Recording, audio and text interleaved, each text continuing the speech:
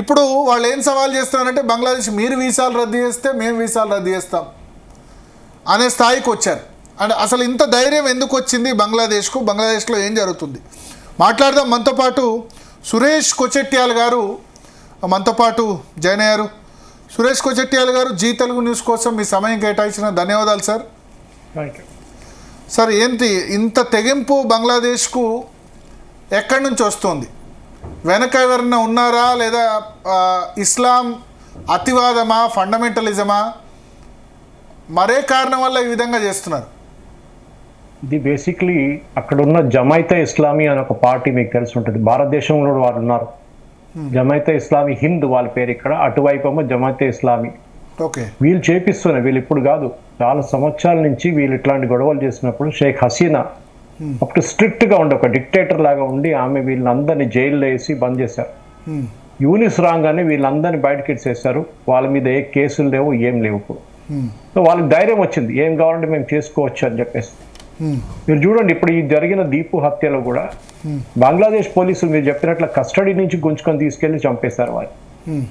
సరే, ఇప్పుడు మన ఎంబసీ బయట, ఏది మన బంగ్లాదేశ్ ఎంబసీ బయట చాణక్యపురిలో నిన్న ఒక చిన్న ప్రదర్శన, అక్కడ ఒక ప్రొటెస్ట్ జరిగితే దానికి పెద్ద న్యూస్ చేశారు బంగ్లాదేశ్లో. అది మన వాళ్ళు ఒక కిలోమీటర్ దూరం ఉన్నారు, అర్ధ కిలోమీటర్ దూరంలో డెమాన్స్ట్రేషన్ చేస్తే 25 మంది దాన్ని పెద్ద న్యూస్గా చూపించారు బంగ్లాదేశ్ మీడియాలో. బంగ్లాదేశ్లో బేసిక్లీ ఇప్పుడు పాకిస్తాన్ ఒక వర్షన్ 2.0 తయారైతుంది. అంటే పాకిస్తాన్ అక్కడ ఉన్నారు, పాకిస్తాన్ 71లో ఓడిపోయిన వాళ్ళ ఏం చెప్తారు, వాళ్ళతో పగ తీర్చుకుంటున్నారు భారతదేశానికి. కావాలని చెప్పి బంగ్లాదేశ్కి ఆయుధాలు ఇస్తున్నారు, బంగ్లాదేశ్కి కావాల్సిన సహాయం ఇస్తున్నారు, బంగ్లాదేశ్కి కావాల్సిన శాటిలైట్ ఎమర్జీ టర్కీతోని తెప్పించుకొని వాళ్ళు బంగ్లాదేశ్కి ఇస్తున్నారు. ఇదంతా చేస్తున్నప్పుడు కూడా మనం గుర్తుపెట్టుకోవాలి, మీరు చెప్పినట్లు 1 కోటి మంది కన్నా ఎక్కువ హిందువులు అక్కడ ఉన్నారు. దీంట్లో చాలా మంది 71లో దాని తర్వాత కూడా పారిపోయి భారతదేశం వైపు వచ్చేస్తారు. ముందు 47లో వచ్చారు, తర్వాత 71లో వచ్చారు. షేక్ ముజీబుర్ రెహమాన్ హత్య తర్వాత చాలా మంది మళ్ళీ భారతదేశం వైపు పరిగెత్తుకుంటూ వచ్చారు. వీళ్ళ కోసమే మోదీ గవర్నమెంట్ సిఏఏ తీసుకొచ్చారు, మనందరికి తెలిసిందే, సిటిజన్షిప్ అమెండ్మెంట్ యాక్ట్. అంటే బంగ్లాదేశ్లో ఉన్న మైనారిటీస్, అది హిందువులు కావచ్చు, పార్సీలు కావచ్చు, జైన్స్ కావచ్చు, క్రిస్టియన్స్ కావచ్చు, వీళ్ళెవరికైనా భారతదేశం వైపు రావాలంటే ఇక్కడ వచ్చి మనం వాళ్ళకి సిటిజన్షిప్ ఇస్తాం. ఇప్పుడు వెస్ట్ బెంగాల్లో ఆల్మోస్ట్ నేను అనుకుంటా, నా అంచనా ప్రకారం ఒక 40 నుంచి 50 లక్షల మంది హిందువులు, మతువా కమ్యూనిటీ అంటారు, వాళ్ళు బంగ్లాదేశ్ నుంచి పారిపోయి వచ్చిన హిందూ కమ్యూనిటీ, వాళ్ళు అక్కడ ఉన్నారు. వాళ్ళకి ఇప్పుడు గవర్నమెంట్ సిటిజన్షిప్ ఇవ్వడం మొదలు పెట్టారు, ఎందుకంటే అది పెద్ద ప్రాసెస్. వీళ్ళు నిజంగా అక్కడి నుంచి హిందువులేనా, లేకుంటే ఏదైనా పాకిస్తాన్ ఏజెంట్గా తయారై ఇక్కడికి వచ్చారని చెప్పి చాలా మటుకు బ్యాక్గ్రౌండ్ చెక్ చేయాల్సి వస్తుంది. మనకు తెలిసింది సిఏ బిల్ పాస్ చేసిన తర్వాత కూడా కొంచెం టైం పట్టింది రూల్స్ ఫ్రేమ్ చేయడానికి. 2 సంవత్సరాల ముందు, ఎలక్షన్ ముందే రూల్స్ ఫ్రేమ్ చేశారు. ఇప్పుడు దాని ప్రకారం సిటిజన్షిప్ ఇవ్వడం మొదలు పెట్టారు. నిన్ననే మోదీ గారు మాట్లాడుతూ అక్కడ వెళ్ళి, మిమ్మల్ని మేము కాపాడుకుంటాం, మీకోసం సిటిజన్షిప్ మేము డెఫినెట్గా ఇస్తాం. ఎందుకంటే 2024 ఎలక్షన్లో బీజేపీకి ఈ కమ్యూనిటీ పెద్ద చేయొచ్చు, వాళ్ళకి సిటిజన్షిప్ ఇవ్వకపోవడంలో వాళ్ళ కోపం బీజేపీ మీద తీర్చుకున్నారు వాళ్ళు. బీజేపీకి లాస్ట్ టైం వచ్చిన సీట్ 18 కన్నా తగ్గి 12 దాకా వచ్చారు వాళ్ళు. ఇది జరిగింది వెస్ట్ బెంగాల్. మమతా బెనర్జీ చూడండి, ఒక మాట మాట్లాడలేదు దీని గురించి, అక్కడ జరిగిన హత్య కానీ ఏమైనా. ఎందుకంటే ఇదే హత్య మీకు గుర్తుంటుంది, ముర్షిదాబాద్లో జరిగింది వెస్ట్ బెంగాల్లో. హిందువులు ఇంటి మీద దాడి చేసి హిందూ ఇంటి తగలబెట్టడము, హిందువుని చంపడం అంతా వెస్ట్ బెంగాల్లో జరిగింది, కొత్తదేం కాదు. అటువైపు బంగ్లాదేశ్లో జరుగుతుంది, ఇటువైపు ఇక్కడ ముర్షిదాబాద్, మాల్డా, వెస్ట్ బెంగాల్లో జరుగుతుంది, మమతా బెనర్జీ ప్రొటెక్షన్. సో దీనికి కొత్తదేం లేదు. బంగ్లాదేశ్లో ఉన్న ప్రొటెస్ట్ కోసం కావాలంటే ఇక్కడున్న జమైతే ఇస్లామీ వాళ్ళు కూడా సపోర్ట్ ఇస్తారు. వాళ్ళకి తెలుసు అది ఒక రిలీజియస్ బ్యాటిల్ నడుస్తుంది బంగ్లాదేశ్లో. మన అందరూ తెలుసు బంగ్లాదేశ్ ఇప్పుడున్న ఎకనామిక్ పరిస్థితి చాలా దారుణం. వాళ్ళ టెక్స్టైల్ ఎక్స్పోర్ట్ దెబ్బతిన్నది పెద్ద ఇంపాక్ట్గా. కానీ ఇప్పుడు భారతదేశం నుంచి కొంచెం టారిఫ్ అయిన దాకా కొంచెం ఎక్స్పోర్ట్స్ నడుస్తుంది వాళ్ళు. రెండోది వాళ్ళది జూట్ ఎక్స్పోర్ట్, అది కూడా మనం ఆపేసాం మొత్తం ఆల్మోస్ట్. ఎందుకంటే మన వైపు నుంచి వేస్తున్న రా మెటీరియల్ మనం ఆపేసాం వెస్ట్ బెంగాల్ నుంచి. మూడోదేమో వాళ్ళ చిన్న ఫార్మస్యూటికల్స్ ఉంది, అదంతా పెద్ద బిజినెస్ ఏం కాదు. నాలుగోదేమో షింప్ అండ్ ఫిషరీస్. ఈ 4 సెక్టర్లు కూడా భారతదేశం ఏం చేయాలంటే బంగ్లాదేశ్ని ఎకనామికలీ కంప్లీట్గా క్రిపుల్ చేసి పడేసేయాలి, వాళ్ళ గొంతు నొక్కేయాలన్నమాట. అది చేయాల్సింది మన ఏ సైనిక కార్వాయి, సైనిక ఇది ఏం చేయక్కర్లేదు, ఎందుకంటే అది పెద్ద ఇష్యూ అయిపోతుంది తర్వాత. ఇది అయితే ఏంటంటే ఒక దోమని కొట్టడానికి సుత్తి యూజ్ చేసినట్లు అయిపోతుంది, అంత పెద్ద అక్కర్లేదు మనకి. ఇప్పుడు చేయాల్సింది ఏంటంటే బంగ్లాదేశ్ని స్లోలీ ఐసోలేట్ చేయాల్సి వస్తుంది. వాళ్ళ వైపు నుంచి అక్కడ చేస్తున్న అత్యాచారాల గురించి ఇంటర్నేషనల్ ఫోరంలో, ఫర్ ఎగ్జాంపుల్ దీపు హత్యని ఇంటర్నేషనల్ ఫోరంలో తీసుకెళ్లి నెతన్యాహు మీద ఇంటర్నేషనల్ కోర్ట్ ఆఫ్ జస్టిస్ ఎట్లా అరెస్ట్ వారెంట్ ఇష్యూ చేయించారో అదేం కాదులే, కానీ ఒక వార్నింగ్ లాగా ఉంటుంది అన్నమాట బంగ్లాదేశ్కి. ఎందుకు ఈ మొహమ్మద్ యూనిసే కదా నోబెల్ ప్రైజ్ తీసుకొని ఇట్లాంటి పని చేస్తున్నాడు. ఏమన్నాడు మొన్న ఐది హత్య తర్వాత, మేము ఆయన ఏది కావాలని అనుకున్నాం మేము చేసి చూపిస్తామని. అంటే భారతదేశంలో ఉన్న నార్త్ ఈస్ట్ ని గుంజుకుంటారు. వీళ్ళకి అసలు దమ్మే లేదు ఎక్కడ చేయడానికి. వీళ్ళు ఏం చెప్తారు, కళల్లో కూడా వీళ్ళకి అది రాదు బంగ్లాదేశ్ లో ఉన్న ఈ పార్టీలకి. సో మొహమ్మద్ యూనిస్ గారు ఒకటి మాట గుర్తుపెట్టుకోవాలి, భారతదేశం కావాలంటే ఏమైనా చేయొచ్చు, కానీ మనం ఇప్పుడు ఏం చేయకూడదు. స్ట్రాటజికలీ మనం క్వైట్ గా ఉండాలి. ఎందుకంటే ఒకవైపు యుఎస్ అక్కడ ఉన్నారు, వాళ్ళు చైనా మీద నిఘా పెట్టడానికి బంగ్లాదేశ్ ని ఉపయోగిస్తున్నారు. పోర్ట్ వైపు నుంచి నార్త్ బంగ్లాదేశ్ నుంచి కూడా వాళ్ళు చైనా వైపు ఏం చేస్తున్నారు, చైనా అని చూస్తున్నారు. ఇటువైపు ఏమో మనం చూస్తున్నాం, ఇక్కడ పాకిస్తాన్ కూడా వచ్చి వాళ్ళకి సహాయం ఇస్తున్నారు. పాకిస్తాన్ ఆర్మీ చీఫ్ వచ్చారు, వాళ్ళ ప్రధానమంత్రి వస్తున్నారు. వాళ్ళు వచ్చి పాకిస్తాన్ కు బంగ్లాదేశ్ కి ఎట్లా మైత్రి కుదిరింది? బద్ద విరోధులు, ఓన్లీ మన శత్రువు వల్లనే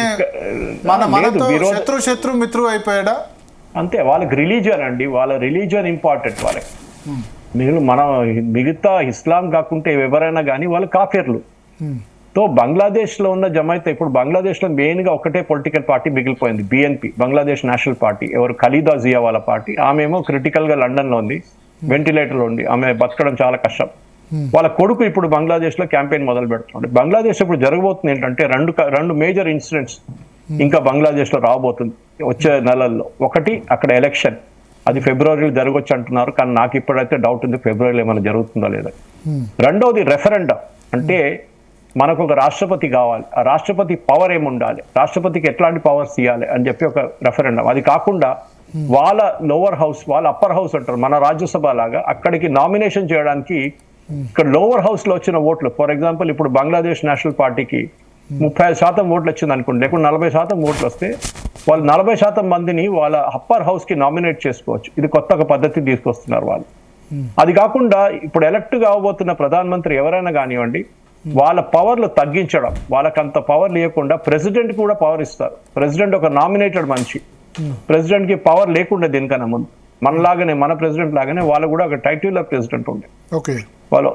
అది ఇప్పుడు ఏం చేస్తున్నారు అంటే ప్రెసిడెంట్ పవర్ ఎక్కువ చేసి ప్రైమ్ మినిస్టర్ పవర్ తగ్గించి 50% ఇక్కడ చేసి 50% అక్కడికి ఇస్తున్నారు. ఇది బంగ్లాదేశ్ లో జరుగుతున్న ఇప్పుడున్న కాదు. మనం ఏం చేయక్కర్లేదు. ఇప్పుడు మన ప్రెషర్ ఇండైరెక్ట్ గా పెడుతూ ఉండాలి. మన ఇంటెలిజెన్స్ ఏజెన్సీస్ కానీ, మన రా కానీ, వీళ్ళందరూ వాళ్ళ పని వాళ్ళు చేస్తున్నారు. మనం అది పబ్లిక్ ఫోరం లో డిస్కస్ చేయక్కర్లేదు, ఎందుకంటే అది అట్లనే ఉండనియండి. అది కానీ ఉస్మాన్ నహాదీ వెనక రా హస్తం ఉందని వాళ్ళు ఆరోపిస్తున్నారు. ఉండొచ్చా, ఉండకపోవచ్చా? ఇంత చిన్న మనిషిని చంపడానికి రా అక్కర్లేదండి. అక్కడ వాళ్ళు ఇద్దరు పట్టుకున్నారు కదా, వాళ్ళేమన్నారు, పట్టుకున్న ఒక మోటార్ సైకిల్ రైడర్ ఇంకా చంపినవాడు ఏమంటున్నాడు, అక్కడ ఉన్న పొలిటికల్, ఈయన ఒక నామినేషన్ వేసిండు అక్కడ కాన్స్టిట్యున్సీ నంబర్ 6 నుంచి పోటీ చేయడానికి. ఆ పోటీలో గెలుస్తాడు అని భయం ఉండి వాళ్ళ పొలిటికల్ ఓపోనెంట్స్ చేపించారని చెప్పి వాళ్ళే స్టేట్మెంట్ ఇచ్చారు. రా ఎందుకని వీడు ఎంట పడ్డాం, వీడు చాలా చిన్న క్యాండిడేట్, వీడు అసలు అక్కడ లోకల్ సుపారీ ఇస్తే వాళ్ళు చూసుకుంటారు, అక్కడ మనం అక్కడ వెళ్ళక్కర్లేదు దానికోసం. షేక్ హసీనా మీద సింపతి ఏం లేదా ఈ 1 yearలో? ఎందుకంటే ఆమె ఉన్నప్పుడు బాగానే ఉండే దేశం, సరే ఆ 10-15 రోజులు గొడవ, కానీ సింపతి ఏముండదా అక్కడ పబ్లిక్ లో? ఆమె ఉన్నప్పుడే బాగుంది, ఇప్పుడు అంతా అరాచకం తయారైంది. అది వస్తుంది మెల్లగా, అక్కడ రియలైజేషన్ రాబోతుంది. చూస్తూనే ఉండండి, ఇంకా కొన్ని రోజుల తర్వాత బంగ్లాదేశ్ లో డబ్బులు లేదు, తినడానికి తిండి లేని ఆ పరిస్థితికి వచ్చినప్పుడు అప్పుడు వాళ్ళకి షేక్ హసీనా ఉంటే బాగుంటుండే. సరే ఆమె డిక్టేటర్ గా ఉండేది, దాంట్లో డౌట్ లేదు. ఎందుకంటే బంగ్లాదేశ్ మీరు పరిపాలించాలంటే మొత్తం డిక్టేటర్షిప్ నడుస్తుంది అక్కడ ఇంకేం నడవదు. అక్కడ పాకిస్తాన్ లాగానే ఒక ఫెయిల్డ్ స్టేట్ బంగ్లాదేశ్. మనం 71లో మన సోల్జర్స్ ని అక్కడ కోల్పోయి, వాళ్ళకి మనం ₹5 బస్ టికెట్ లో మనం బస్ టికెట్ కొంటున్నప్పుడు ఆ టైంలో 5 పైసలు మనం ఒక బస్ టికెట్ నుంచి వాళ్ళకి ఇచ్చాం రిలీఫ్ ఫండ్ గా. మనం స్టాంపులు ఇష్యూ చేసాం బంగ్లాదేశ్ కోసం. ఇదన్నీ చేసి ఇచ్చిన తర్వాత ఈ మూర్ఖులు చూడండి ఇప్పుడు మన వైపు తిరుగుతున్నారు. భస్మాసుర్ ఎఫెక్ట్ అంటారు నేను దీనప్పుడు. మన తల మీద చేయి తీసుకొచ్చి పెడతారు వాళ్ళు. ఇట్లాంటి వాళ్ళకి మనం మెర్సీ ఉండకూడదు. మనం చేయాల్సింది మనం చేసాలి. అదాని 17% బంగ్లాదేశ్ కి 12 నుంచి 17% పవర్ సప్లై చేస్తారు వాళ్ళ ప్లాంట్, జార్ఖండ్ లో ఉన్న ప్లాంట్ నుంచి. ఆ కరెంట్ కూడా మెల్లగా బంద్ చేయాలి, అంతే. బంగ్లాదేశ్ అంధకారంలో వెళ్ళిపోతుంది. మనం చేయాల్సింది మనం చేస్తూనే ఉండాలి. బే ఆఫ్ బెంగాల్లో మన నేవీ ప్రెసెన్స్ పెంచుకోవాలి. పాకిస్తాన్ వైపు నుంచి ఏదైనా ఆయుధాలు తీసుకుంటే అక్కడ మనం పట్టుకోవచ్చు దాన్ని, ఎందుకంటే యుఎస్ కూడా అదే చేస్తున్నారు వెనుజువేలాలో. మనం కూడా చేసేది అది తప్పేం లేదు. యుఎస్ రేపు చెప్పలేరు మీరు చేయకూడదు, మీరు అదే చేస్తున్నారు కదా వెనుజువేలాలో, మేము కూడా చేస్తాం బంగ్లాదేశ్ వైపు. ఇట్లానే ప్రెషర్ పెట్టుకుంటే పోతే యూనిస్ పారిపోతాడు అక్కడ. చూడండి, నేను రాసిస్తాను మీకు, ఫిబ్రవరి మార్చ్లో యూనిస్ అక్కడి నుంచి పారిపోతాడు 100%. ఎందుకంటే ఆయన కోసం ఆయన ఒక అడ్మినిస్ట్రేటర్ కాదు, ఆయన ఒక ఎన్జిఓ నడిపించిన మనిషి అంతే. ఆయనకి ఎన్నో ఎక్స్పీరియన్స్ అంతే. ప్రపంచ శాంతి బహుమతి గ్రహీత అశాంతి మొత్తం ఇప్పుడు బంగ్లాదేశ్లో ఇంత అశాంతికి కారణమైనాడు. ఈ శాంతి పురస్కారం అనేది మన అందరికి తెలిసిందే. ఆయన పెట్టిన గ్రామీణ బ్యాంక్ సంగతి మీకు తెలిసిందే అయిపోయింది. ఇప్పుడు అది బంద్ అయిపడి ఉంది మొత్తం. ఒక మన దగ్గర మల్టీ లెవెల్ మార్కెటింగ్ అంటారు, అంటే మీరు ఒకరిని పట్టుకుంటే వాళ్ళు 5 మందిని పట్టుకోవాలి, 5 మందిని పట్టుకురావాలి. ఆ స్కీమ్ ఉండే ఆయనది అక్కడ, చైన్ స్కీమ్. ఆ చైన్ బ్రేక్ అయింది, ఆ బంద్ అయిపోయింది. ఇప్పుడు ఎవరు మాట్లాడలేదు దాని గురించి. మన వాళ్ళేమో యూపీఏ హయాంలో అదే మోడల్ మన భారతదేశంలో కూడా రెప్లికేట్ చేయాలని చెప్పారు. మంచిగా చేయలేదు, మంచి బుద్ధి ఎవరికో ఉండేది చేయకూడదు అని చెప్పేసి. సో ఈ నోబెల్ పీస్ ప్రైజ్ రావడము, మ్యాక్సెస్ అవార్డు ఇవ్వడము, అదంతా పెద్ద స్కామ్. దీంట్లో పెద్ద దానికి సెల్ఫిష్ ఇంట్రెస్ట్ ఉంటుంది. ఫిజిక్స్, కెమిస్ట్రీ, మ్యాథమెటిక్స్ లాంటి ఎకనామిక్స్ లో నోబెల్ ఇవ్వడం ఇంకోటి. ఈ పీస్ ప్రైజ్ అనేది is a political prize always. మీరు చూడండి, మైక్రో ఫైనాన్స్ కు ఇవ్వడం, మైక్రో ఫైనాన్స్ ఆలోచించండి. ఆ మైక్రో ఫైనాన్స్ కి పీస్ కి ఏం సంబంధం అని అడిగితే, ఇక అక్కడ శాంతి బంగ్లాదేశ్ లో ఆయన ఈ బ్యాంకు పెట్టుకున్నాక మొత్తం శాంతి వచ్చేస్తుంది అనుకుంటున్నారు వాళ్ళు. కానీ మనం ఇప్పుడు చూస్తున్నాం, ఒక అడ్మినిస్ట్రేటర్ అంటే ఆయనకు సంతకం పెట్టడానికి కూడా ఆథరైజేషన్ లేదు. Not even an acting prime minister, is only an adviser. ఒక అడ్వైజర్ ఒక దేశం ఎన్ని రోజులు నడిపిస్తారండి. కానీ దీని అన్నిటికీ మెచ్చుకోవాల్సింది బంగ్లాదేశ్ లో ఉన్న ఆర్మీని. ఇది సిమిలర్ ఇన్సిడెంట్ పాకిస్తాన్ లో జరిగితే ఇప్పుడు దాకా అక్కడ మార్షల్ లా పెట్టేసి ఆర్మీ మొత్తం టేక్ ఓవర్ చేస్తుంది. కానీ బంగ్లాదేశ్ ఆర్మీ చూడండి, ఇప్పుడు కూడా వాళ్ళు బ్యారక్స్ లో ఉన్నారు, వాళ్ళు రియాక్ట్ కావట్లేదు దేనికి. అది పెద్ద ఒక రెవల్యూషన్. ఎందుకంటే బంగ్లాదేశ్ లో ఉన్న ఆర్మీ చాలా మటుకు న్యూట్రల్ గా ఉంటారు, కానీ చెప్పలేము ఎన్ని రోజులు వాళ్ళు ఇట్లా ఉంటుంది. ఎందుకంటే ముందు ఖాలిదా జియా వాళ్ళ హస్బెండ్ అప్పుడు ఆర్మీ చీఫ్ ఉండే, ఆయన టేక్ ఓవర్ చేసుకుని మీకు గుర్తుంటుంది. సో డెఫినెట్ గా ఆర్మీ ఉన్నారు, ఆర్మీ చూస్తుంటారు. కానీ అక్కడ యుఎస్ ఉన్నారని చెప్పి బంగ్లాదేశ్ ఆర్మీ ఇప్పుడు ఏం చేయరు. యుఎస్ ఆర్మీ అక్కడ కూర్చున్నారు, వాళ్ళ అడ్వైజర్స్ అక్కడ ఉన్నారు బంగ్లాదేశ్ లో. సో ఆ పరిస్థితుల్లో సిఐ అడ్వైజర్స్ అక్కడ ఉన్నారు. బంగ్లాదేశ్ లో ఒక కూ జరగడం చాలా తక్కువ ఛాన్సెస్ ఉన్నాయి దానికన్నా. ఓకే, ఇప్పుడు యుఎస్ ఎందుకు ఈ విషయంలో షేక్ హసీనా వాజిద్ను ప్రభుత్వాన్ని డీస్టెబిలైజ్ చేసింది అంటే చైనా గురించి అని అంటారు. బట్ ఈ విషయంలో మనం యుఎస్ను కన్సోల్ చేసే ప్రయత్నం చేయలేదా ఈ విషయంలో అమెరికాను? అమెరికా వాళ్ళ సెల్ఫిష్ ఇంట్రెస్ట్ చూసుకుంటాడు, ఎవరి పని వాడు చూసుకుంటాడు. Simple as that. All is fair in love and war అంటారు. ఇది ఏమైందంటే వాళ్ళ సెల్ఫిష్ ఇంట్రెస్ట్ ఏంటంటే చైనా మీద నిఘా పెట్టాలి. అదే గాడిది కాలు పట్టుకోవాలంటే పట్టుకుంటారు వాళ్ళే. మనం మరి ఈ విషయంలో షేక్ హసీనా వాజిద్ని కన్విన్స్ చేయలేదా అమెరికా వాళ్ళని చైనా మీద నిఘా పెట్టుకున్నారు? లేదండి, అంటే వాళ్ళ ఇంటర్నల్ పార్టీ ఇదంతా జరిగింది మనకు అన్నీ తెలుసు. ఈ స్టూడెంట్ ప్రొటెస్ట్ అనేది, స్టూడెంట్ ప్రొటెస్ట్ ఎవరు చేయించారు? మనం 71 వార్లో ముక్తి బాహినీని ట్రైన్ చేసాం మన ఇండియన్ ఆర్మీ. మనీక్షా గారు అప్పుడు యాక్షన్ లీడ్ చేసిన టైంలో ముక్తి బాహిని ఒక ఇన్సర్జెంట్ గ్రూప్ ఉంది. వాళ్ళు చేసిన పోరాటంతో బంగ్లాదేశ్ లో చాలా మటుకు మన ఆర్మీకి ఎంటర్ చేయడానికి చాలా ఈజీగా ఉంది. దాని తర్వాత వాళ్ళకి రిజర్వేషన్ ఇచ్చారు స్కూల్లో కానీ ఉద్యోగాల్లో కానీ. అది ఇస్లామిస్ట్ కి నచ్చలేదు అసలు. ఎందుకంటే ఇస్లామిస్ట్ వాళ్ళు అసలు పాకిస్తాన్ వైపు ఉన్నారు ఆ టైంలో. పాకిస్తాన్ ఆర్మీని సపోర్ట్ చేశారు ఈ ఇస్లామిస్ట్. ఢాకా యూనివర్సిటీలో కాల్పులు జరిపినప్పుడు కూడా వీళ్ళు సపోర్ట్ చేశారు పాకిస్తాన్ ఆర్మీని. సో అక్కడ ఉన్న ఈ ముక్తి బాహిని మీదే ఇప్పుడు ఆ ముక్తి బాహిని తర్వాత మారి అవామీ లీగ్ అయిపోయింది. అక్కడ షేక్ హసీనా పార్టీ అయిపోయింది. మనకు అందరు గుర్తుంది, షేక్ ముజీబుర్ రెహమాన్ హత్య కూడా అక్కడ ఇస్లామిస్ట్ వాళ్ళు చేపించారు.